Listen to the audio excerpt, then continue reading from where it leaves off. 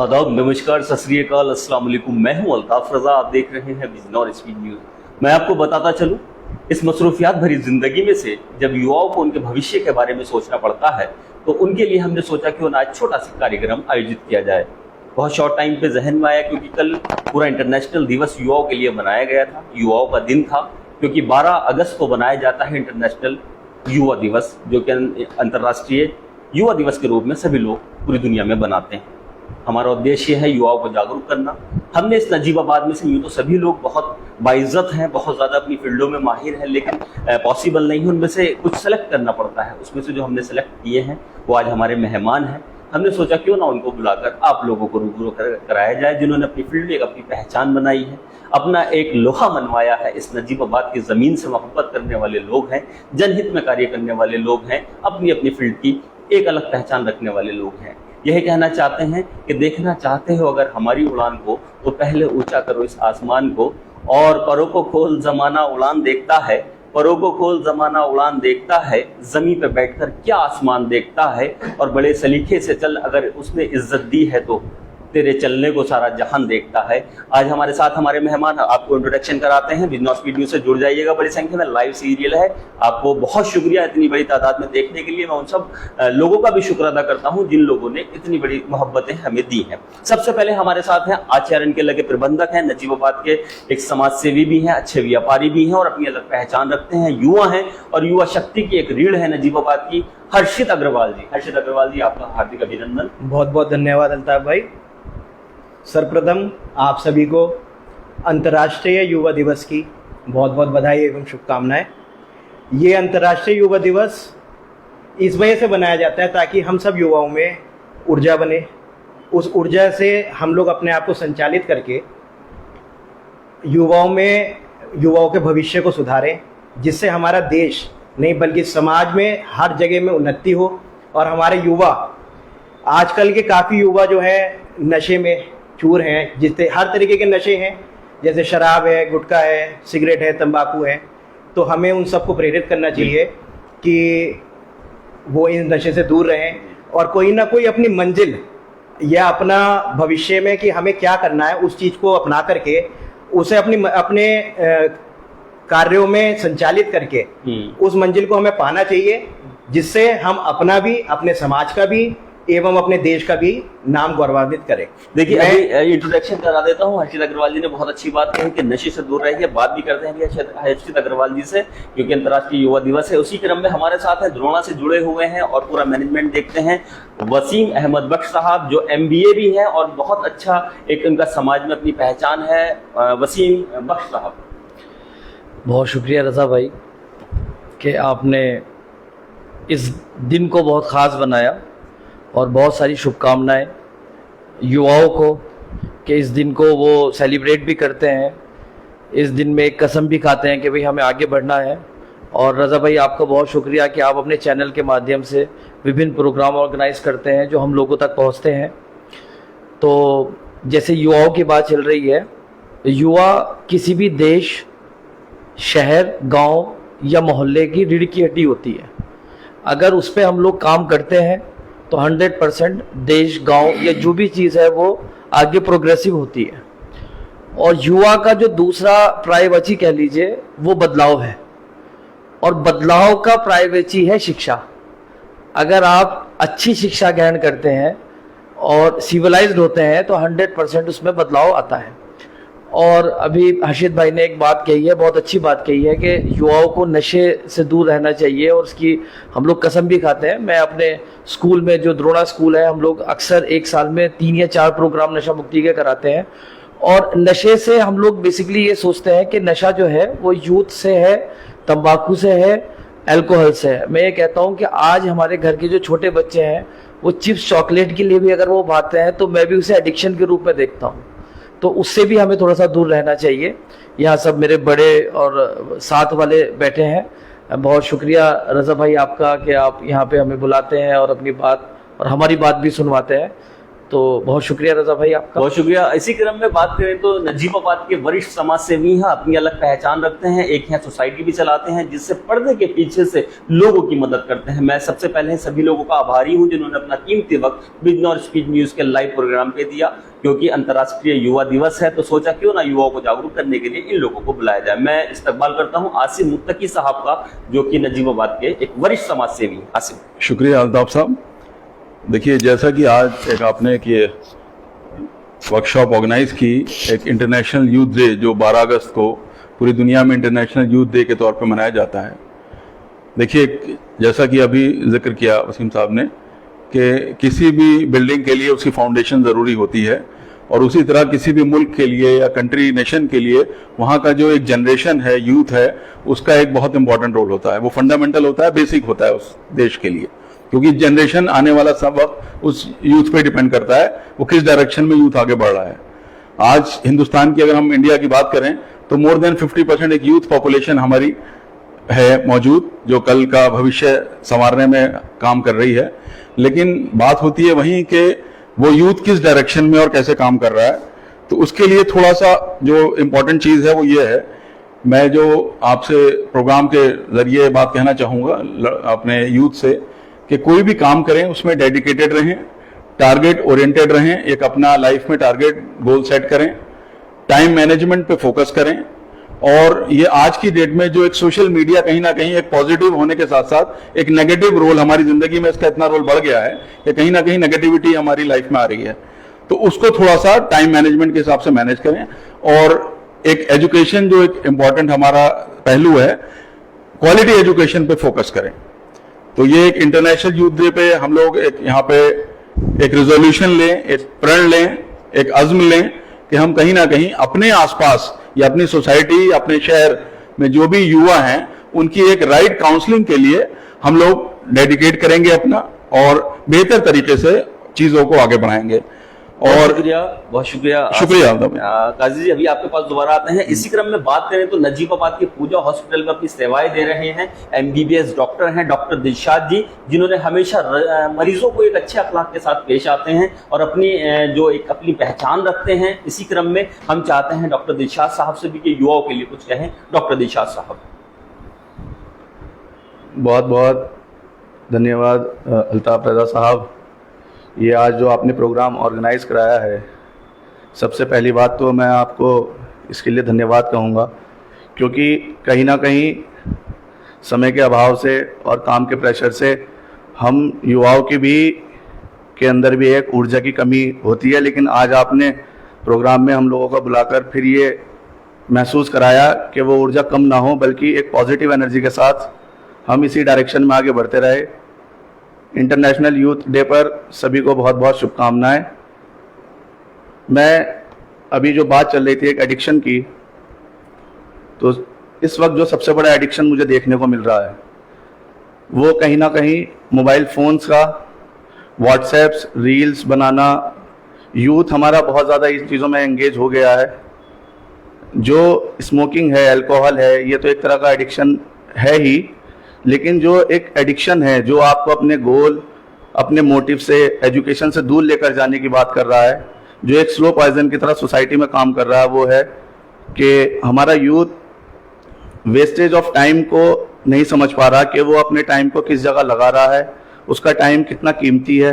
और वो मोबाइल के अंदर, जो मोबाइल हमें एक पॉजिटिव एनर्जी दे सकता है, एक पॉजिटिव डायरेक्शन दे सकता है, लेकिन हम लोग उसको इस तरह से यूटिलाइज कर रहे हैं रेगुलरली कि हमारा टाइम वेस्ट हो रहा है। जो टाइम हमारा कीमती है, जो एज हमारे पढ़ने की है, सीखने की है, समझने की है, वो हम अपना टाइम मोबाइल सर्फिंग पर, नेट सर्फिंग पर, इन चीज़ों पर खर्च कर रहे हैं। दूसरी चीज़, कुछ चीज़ें हमारे सामने हैं समाज के अंदर, इस तरह के प्रोग्राम्स होते रहने चाहिए जिससे समाज के युवाओं को एक मैसेज मिले, उनके अंदर एक पॉजिटिव एनर्जी का फ्लो हो। कम से कम आपने ये पहल शुरू की है, इससे पहले हमने कभी नहीं देखा इस तरह यूथ डे को मनाया गया या इस तरह का कोई प्रोग्राम ऑर्गेनाइज कराया गया।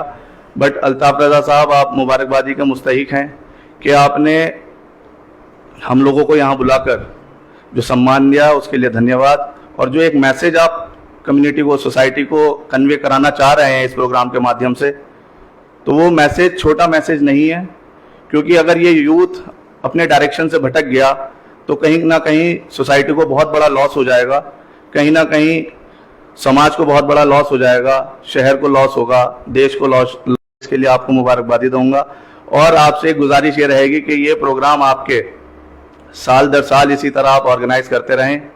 मेरी शुभकामनाएं। बात करें तो नजीबाबाद के अभी नेटवर्क इशू था थोड़ा सा, क्योंकि नेटवर्क में प्रॉब्लम आ जाती है कभी कभी, लाइव सेशन के अंदर ही होता है ऐसा। हम चाहते हैं कि रिकॉर्ड करा के भी चला सकते हैं, लेकिन कोशिश ये रहती है कि जब लाइव देखें तो लाइव का अपना एक आनंद होता है।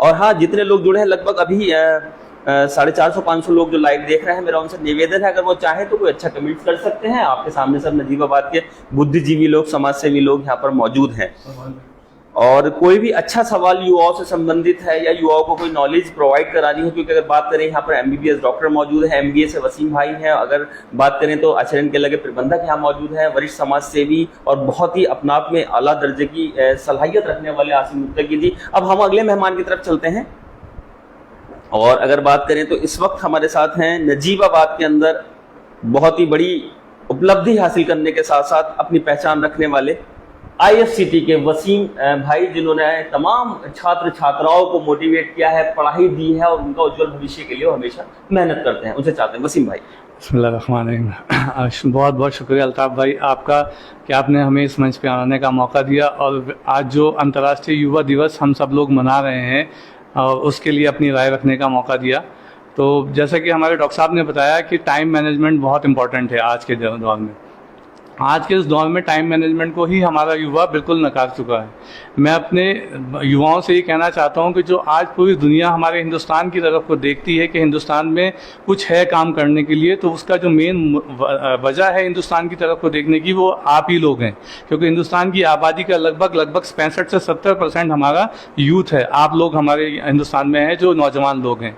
तो मैं आप सभी लोगों से ये गुजारिश आग्रह करना चाहूँगा कि आप अपनी ज़िंदगी के 15 साल की उम्र से लेकर 25 साल तक की जो आपकी उम्र है, इस 10 साल के पीरियड में खूब अच्छी तरह से मेहनत कर लीजिए, अपने गोल को बना के, अपने लक्ष्य को बना करके। तो ये 10 साल अगर आपने मेहनत करी है तो बाकी की ज़िंदगी के बचे हुए 25, 30, 35 जितने भी साल हैं, वो साल आप राजा बन करके रहोगे। और अगर इन सालों में आपने मेहनत नहीं की, टाइम मैनेजमेंट नहीं किया, तो आने वाला भविष्य बहुत मुश्किल है। तो इसी बात के लिए मैं आप सभी लोगों से गुजारिश करना चाहूँगा कि टाइम मैनेजमेंट पे अपने ध्यान दें।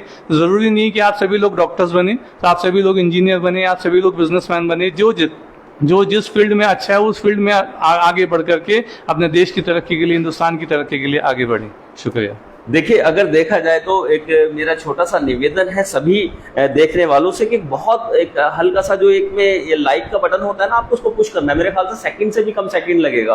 व्यू आते हैं हजारों की तादाद में, लाइक आते हैं कम। ये आपसे हम सिर्फ इतना ही सहयोग चाहते हैं कि कम से कम लाइक के बटन को तो आप पुश कर दीजिएगा। इसमें कोई घाटा का सौदा नहीं है और हमारा एक मनोबल बढ़ जाएगा। आपको तो फ्री को एक लाइक दबाना है। तो अभी देख रहा हूँ कि सैकड़ों हजारों लोग जुड़े हैं लेकिन लाइक नहीं करते। तो मेरा उनसे निवेदन है और एक मोहतरमाना गुजारिश है कि वो उस लाइक के बटन को भी थोड़ा सा पुश कीजिए, तो अपनी मौजूदगी दर्ज कराएं कि हाँ, आप भी कुछ अच्छा चाहते हैं, आप ही लोगों के लिए कार्यक्रम चला रहे हैं।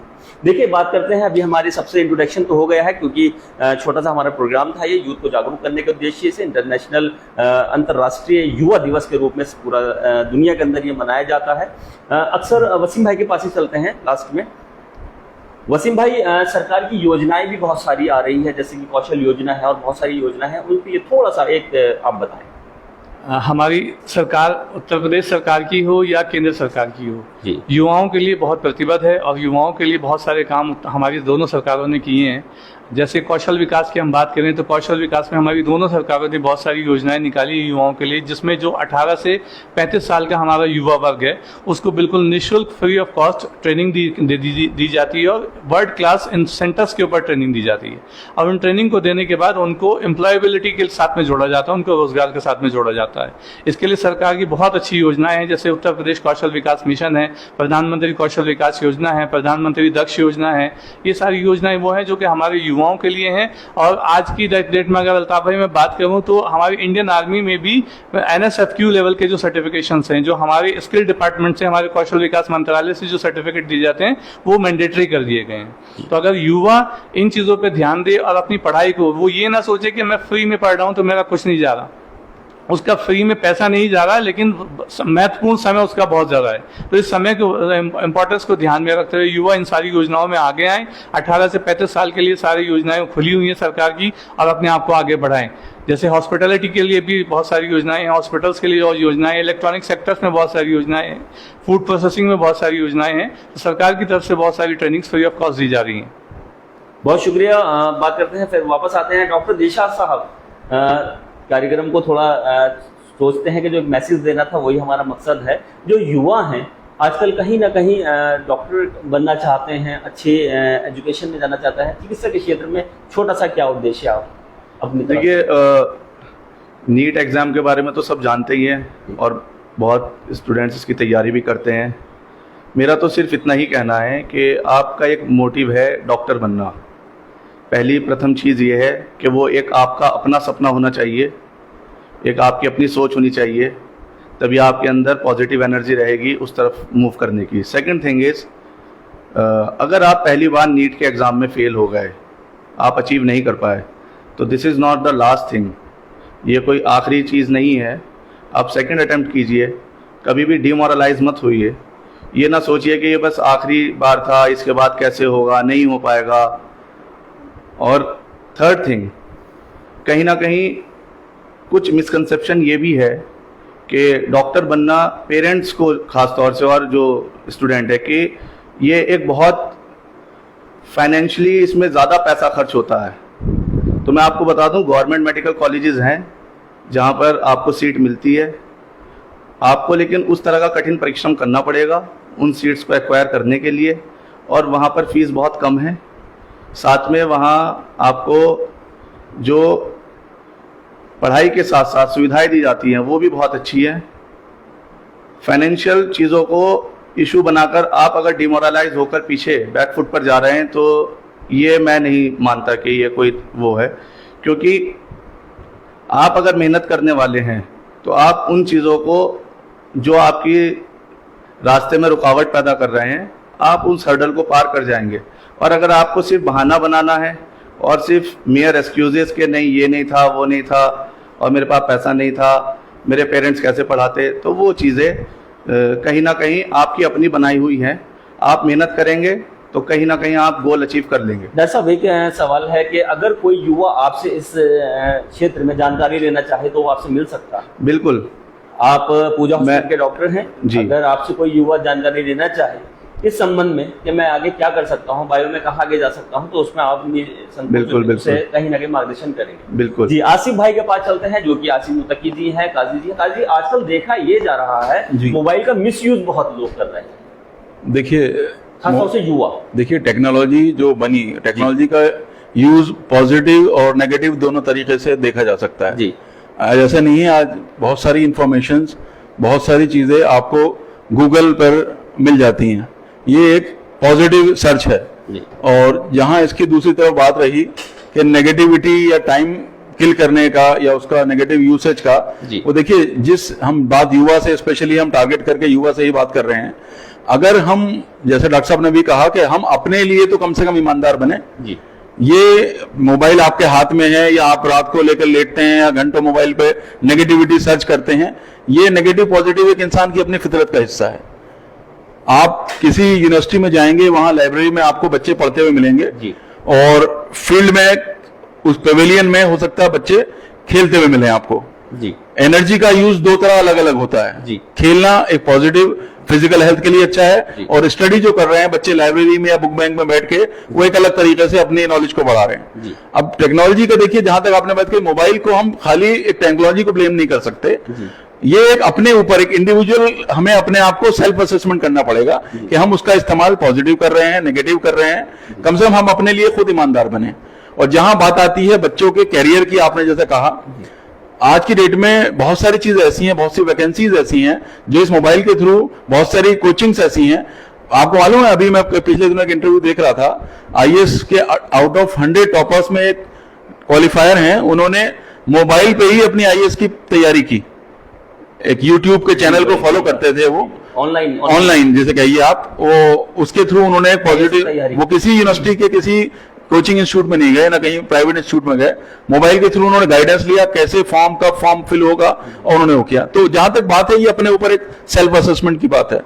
अगर कहा जाए तो इसका सही दिशा में अगर इस्तेमाल, सही डायरेक्शन में इसका इस्तेमाल करें, और इसके लिए हम खुद ईमानदार बने अपने लिए, और एक इंप्रेशन बनाए। वसीम अहमद बख्श साहब, बहुत सारे लोग जुड़े हैं, मैं कमेंट्स करने वालों का नाम लूंगा। मोहम्मद इकराम साहब, नौशाद अख्तर साहब, सुलेमान पारस साहब, मोहम्मद कामिल साहब, और जो 536 लोग जुड़े हैं वो लाइक का बटन तो दबाएं कम से कम। 536 लोग तो बहुत सारे होते हैं, ग्राउंड बढ़ जाता है।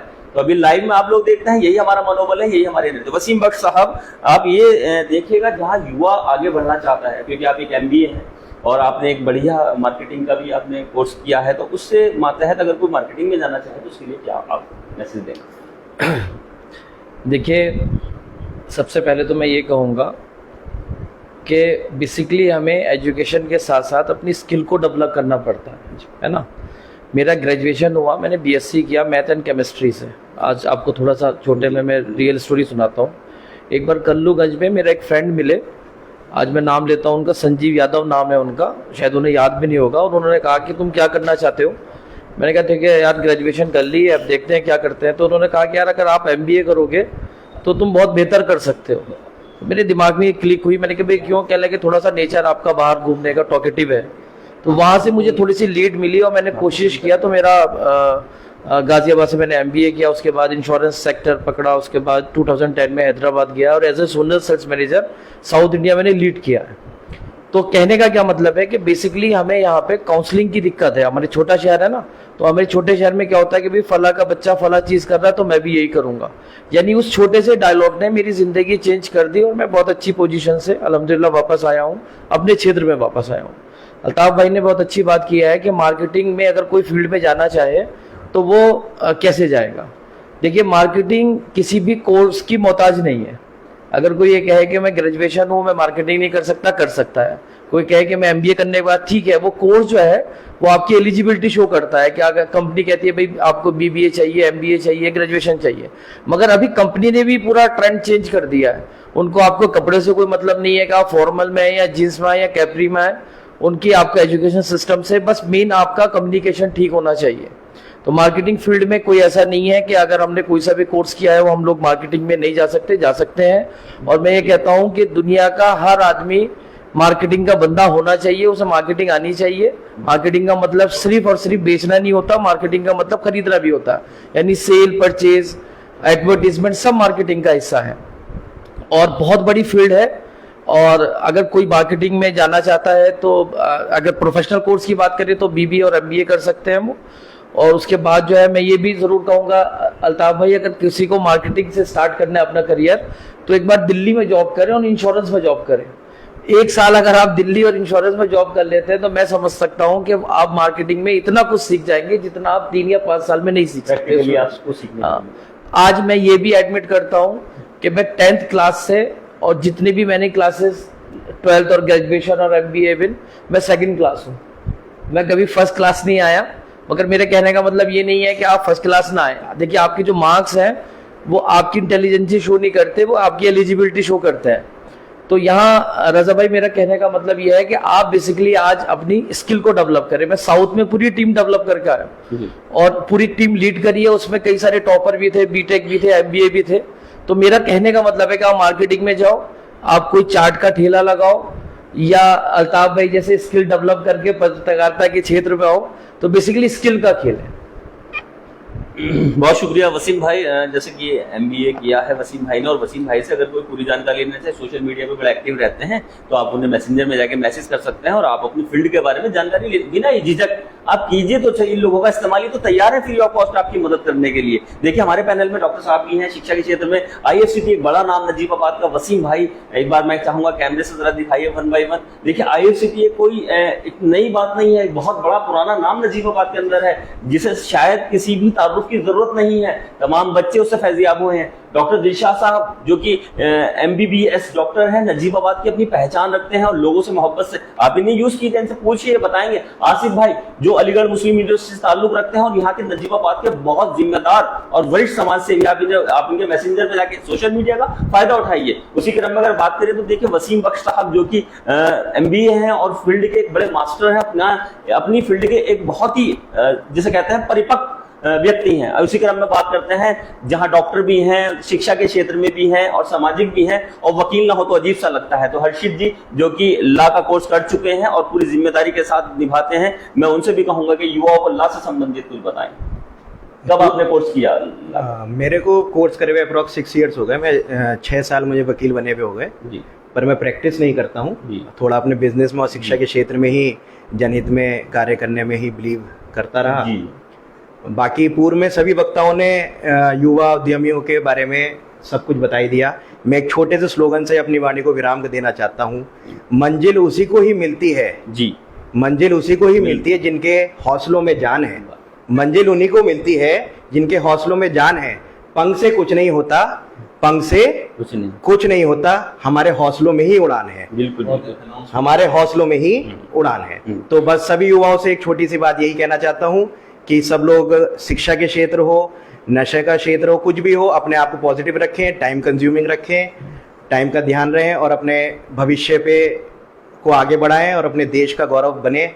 जय हिंद। भाई आप आचरण के लगे प्रबंधक भी हैं, अगर कोई युवा आपसे मिलना चाहता है और कहीं ना कहीं ऐसा भाव होता है कि वो अभी हाई स्कूल किया है और फर्स्ट ईयर सेकंड ईयर वो करना चाहता है और उसे कोई अच्छा वो नहीं मिलता, लेकिन एक आप प्रबंधक है तो आपकी जिम्मेदारी बन जाती है, तो क्या मैसेज देना चाहेंगे? वो आपसे अगर मिले तो आप, अगर मुझे कोई भी युवा अगर अच्छा पढ़ाई में है, वो कोई भी व्यक्ति अगर पढ़ाई में अच्छा है और किसी भी रीजन से, सपोज करिए कि वो फाइनेंशियल पोजीशन की वजह से 11th और 12th नहीं कर पा रहा या किसी को कोई भी परेशानी है, आप लोगों के माध्यम से या किसी भी माध्यम से, चाहे वो मुझसे डायरेक्ट आकर के मिल सकता है किसी भी टाइम, उसकी शिक्षा मेरे द्वारा बिल्कुल फ्री रहेगी और मैं सभी उन बच्चों के लिए मतलब आभारी रहूंगा कि वो मुझे किसी न किसी रूप में आकर के मेरे को इस लायक समझें कि मैं उनके लिए, उनके भविष्य के लिए कुछ उनके लिए कर सकूं और मैं उनका आभारी रहूंगा। देखिए बहुत बड़ी बात है, हर्षित भाई ने कहा है, अगर वो वाकई शिक्षा के क्षेत्र में आगे बढ़ना चाहता है, पढ़ाई पे अपनी पूरी जिम्मेदारी से फोकस करना चाहता है, तो नजीबाबाद का एक बहुत बड़ा स्कूल है आचार्य केला, उसके अंदर आके आप जब बात करेंगे, उसके प्रबंधक जी इन्होंने कहा है कि वो वाकई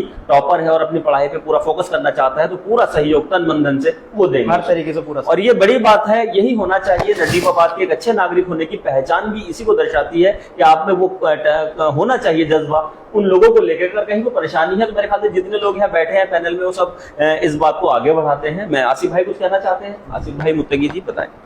देखिए, जब हम यहाँ सब लोग एक साथ बैठे हैं और हमें किसी ना किसी रिजल्ट पे पहुंचना है जी, तो मेरे जहन में भी बैठे बैठे एक बात आई और मैं काफी दिन से सोच भी रहा था इस पे, आज एक मौका मिला बात रखने का जी, जो कम से कम हमारे शहर के बच्चे और बच्चियां हैं, मैं उनके लिए एक अनाउंस करना चाहता हूं कि देखिए, जो फोरम हम लोग यहाँ बैठे हैं, सभी जिम्मेदार लोग हैं, मैं चाहता हूं हम एक कैरियर काउंसलिंग प्लेटफॉर्म हम लोग बहुत जल्दी अनाउंस करेंगे और वो कैरियर काउंसलिंग प्लेस कहाँ पे होगा वो आपके चैनल के जरिए हम बता देंगे, क्योंकि यहाँ सब लोग हम बैठे हैं, हम सक्षम हैं, हमारे पास प्लेस और किसी तरह की कोई कमी नहीं है और हम लोग बच्चों को, चाहे कैपेसिटी वाइज हो, कैपेबिलिटी वाइज हो, हम बच्चों को मैसेज दे सकते हैं।